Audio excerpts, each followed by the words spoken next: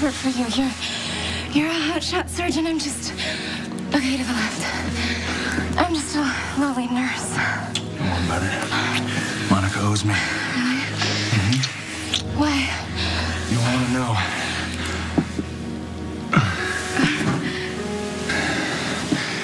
Mood killer? Yeah. You know what? It's fine. It's probably for the best. We need to redirect our energy. We have a date. We do? Yeah. With Ellie Trout. Do you see anyone? The coast appears to be clear. Brad must have taken another break. He's probably spending it like he does every day, stalking Felix. Well, I have nothing but sympathy for the good nurse Dubois. His misfortune is our opportunity. I don't know about this. What? You told me yourself that Brad has a hidden file on Dr. Westbourne. We have to see what's inside it. Yeah, the operative word being hidden. I mean, Brad will obviously go to great lengths to keep this information concealed. And now that he knows that I'm onto him, why would he keep said information in the exact location where he knows I've already found it? Brad is of the ilk to literally outsmart himself. I mean, he may have put the file back where you first found it, wrongfully assuming that you wouldn't search there again. But thankfully, you have an accomplished sleuth at your side that can decipher his every muddled maneuver. All right, I guess it doesn't hurt to try. Let's do this thing. Hey, got a surprise for you. I've arranged for Dr. Clay to pick up Rafe here. Rafe's coming over? Mm-hmm. Sam and Danny and Lucy. I have pancakes. I didn't make them. I ordered them from the Waffle Cottage. I thought we'd have a little farewell breakfast. That was really nice of you, Mom. Thanks. Honey, I know this is difficult. For you, for everyone. I'm just trying to keep things positive. Okay, well, how can you do that? I mean, Danny starts chemo today, and Silas is taking Rafe back to New York.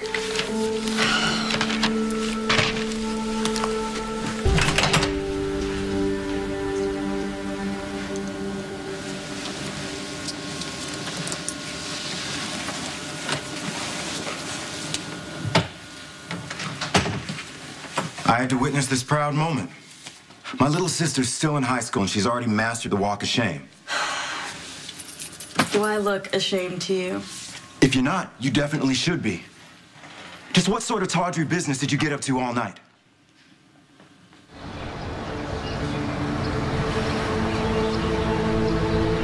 OMG, is that Molly? Hey, something bothering you? You don't look too good. You want to tell me what's eating you? There you go. Hey! Hi! Wait a minute, are those pancakes or am I hallucinating? Relax, I didn't make them. Thank God. Turns out we were right. Last night wasn't goodbye. Aren't we lucky? Thanks for arranging this. Oh, of course, I just wanted us to have some nice time before he goes to the hospital. That's good, huh? You love that. Is that Silas? No, he's not coming for another hour. It's Lucy. We got a while before that jerk shows up. You know I can hear you. There's no jerks here. Just me and Uncle Silas, ready to take his nephew home.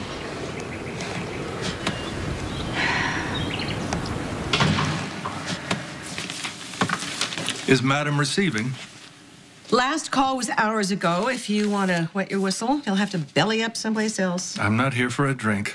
What other reason could you possibly have to darken my doorstep? Ah, planning on emptying out a couple of bank accounts. I'm not here for cash either. No cash, no booze.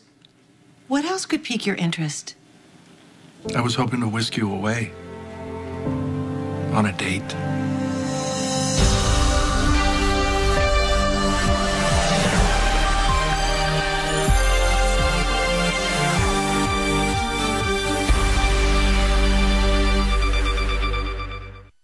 A date.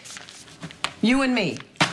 What, I'm not worthy of going on a date with you? You are not worthy of me. I am a titan of industry. I'm a captain of commerce. Yes, well, apologies, General Quartermain. And you are a coward. A chicken. Okay, the definition of chicken is a feathered fowl. That's my impression of you, if you're asking. I don't date chickens. No, you just date low-level mafiosi. Joseph was a lot of things. He was not a coward. You remember last fall, the water everywhere, not a drop to drink? Instead of taking the antidote himself, he chose to give it to me. Which you cleared up with a dose of antibiotics. He made the ultimate sacrifice. He faced death. You can't even face your own doctor. Wrong. I'm going to the hospital now to do that. Really? Planning on raiding the hydrocodone cabinet? Oh, very droll. No, I have an appointment with my doctor. That's a polite euphemism for quack. I'm going to hear my test results. You can't just treat Rafe like he's some piece of luggage. He is a human being. I'll handle this, all right? We agreed that you would pick Rafe up in 1 hour and 20 minutes and 15 seconds. May I? Let's just say I'd like to get to the airport early. Well, guess what? Get to the airport in 1 hour and 20 minutes and 15 seconds. You're kicking me out. I helped Danny out, and now I gotta stand on the curb?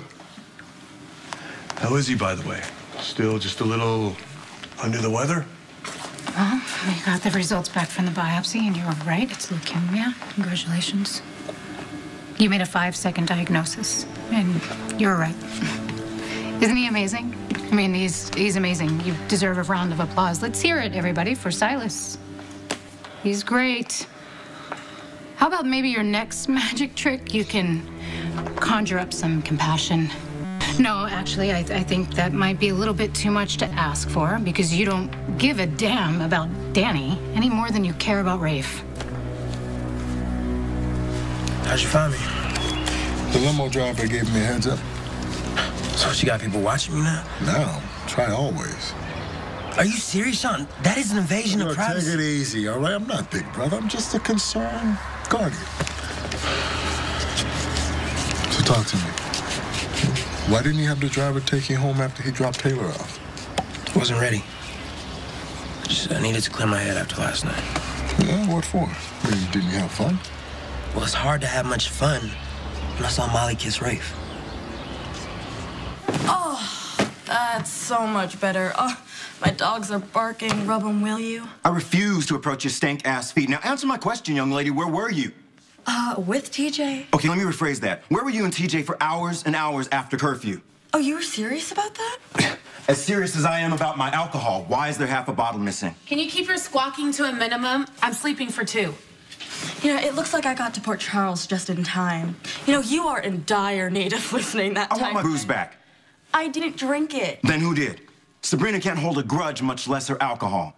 So what? I'm the only other person who lives here? What about her? Hello? Pregnant? By someone. Mama and Daddy trust me to keep you out of trouble, but there's only so much I can do. You stay out all night. You drink my vodka, and you do who knows what with boys. Oh, you know exactly what. And it's different from what you did. How? The difference is I can't end up like her. You can. You want Ellie to do what? A DNA test. Nothing invasive, of course, just a cheek swab. And what do you plan on accomplishing with a non-invasive, simple cheek swab? Well, it will provide the requisite data needed for a paternity test. Remember, we talked about this? It's the only way to know for sure whether that baby's yours. We're gonna have to get Britt to comply, and a cheek swab's not gonna do it. We need a blood sample from Britt. I know. Okay, and I don't think she's gonna do that. Well, what if I told you that a blood sample already exists, and I can get my hands on it? No fuss, no muss. Oh my God, Damien, it's here. Really, it is? Yeah, I can't believe Brad left it in such a predictable place. Yeah, neither can I. I mean, my instincts give me a fairly good indication, which is why I suggested in the first place. Well, nevertheless, what's inside? What? One Post-it note? No, this doesn't make any sense. There was a lot more in here before. Well, what does it say? Pack your things and go. I mean, is that sort of like a code or something? What does it mean? I'll tell you what it means. In the words of the Donald, you're fired.